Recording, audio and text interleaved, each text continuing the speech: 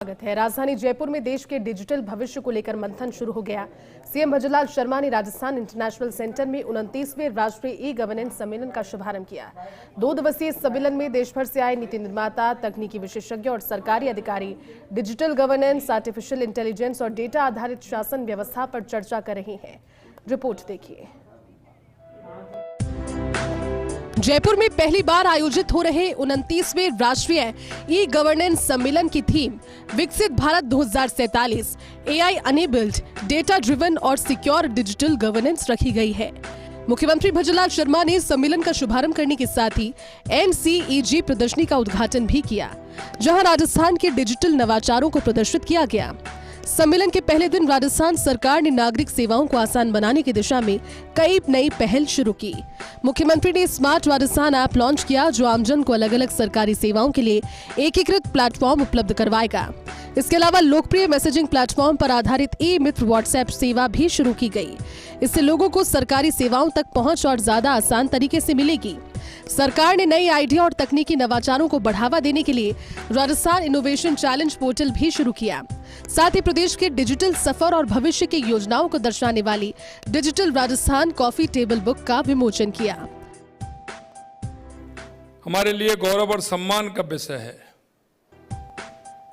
कि 29वीं राष्ट्रीय e governance सम्मेलन की मेजबानी का अवसर राजस्थान को मिला है।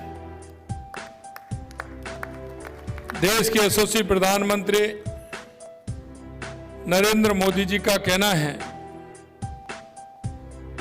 कि ई गवर्नेंस आसान, प्रभावी, किफायती और पर्यावरण के अनुकूल शासन इसको दर्शाता है कि आज हम किसी भी योजना के अंदर जितना पैसा डालते हैं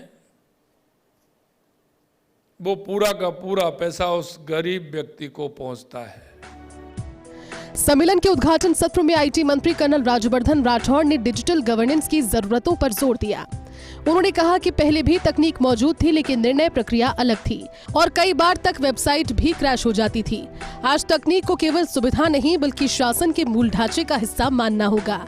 जिस तरह सरकार और पावर ग्रिड देश के कोर इंफ्रास्ट्रक्चर हैं, उसी तरह डिजिटल सिस्टम भी अब जरूरी इंफ्रास्ट्रक्चर बन चुका है।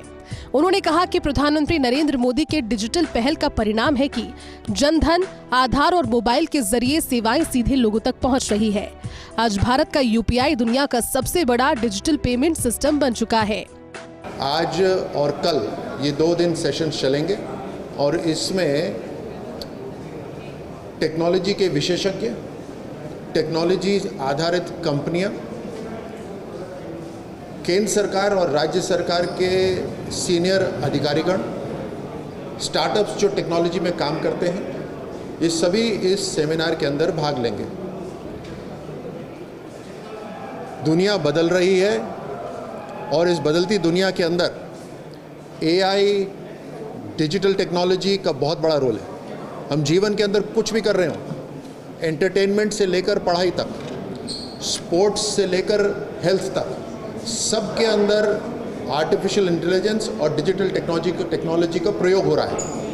सम्मेलन में देश भर से आए प्रतिनिधियों के बीच 6 प्लेनरी, 6 ब्रेकआउट सेशन आयोजित किए गए, जिसमें AI आधारित गवर्नेंस, डिजिटल डिवाइड खत्म करने, deep tech, quantum computing, smart policing, नागरिक केंद्रित सेवाएं और अर्बन ट्रांसफॉर्मेशन जैसे मुद्दों पर चर्चा हो रही है।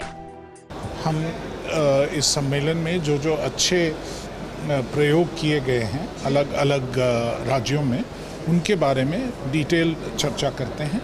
और उससे पहले जो है ये ई गवर्नेंस अवार्ड्स का एक प्रथा बना हुआ है और वो ई गवर्नेंस अवार्ड्स का एक लंबा प्रोसेस होता है, जिसमें कि वो नॉमिनेशन होता है और डिटेल प्रेजेंटेशन होता है कि ये क्या प्रयोग किया गया है, एक्सपेरिमेंट कैसे किया गया है, इसका क्या सक्सेस है, और उनका भी प्रेजेंटेशन काफ़ी डिटेल में किया जाता है।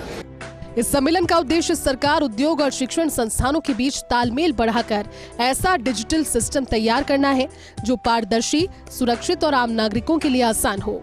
जयपुर से डिजाइन के डिजिटल भविष्य पर मंथन भी शुरू हो गया। अब नजर इस बात पर है कि AI और नई तकनीकें आने वाले समय में सरकारी सेवाओं और आम आदमी के अनुभव को कितना बदलती है।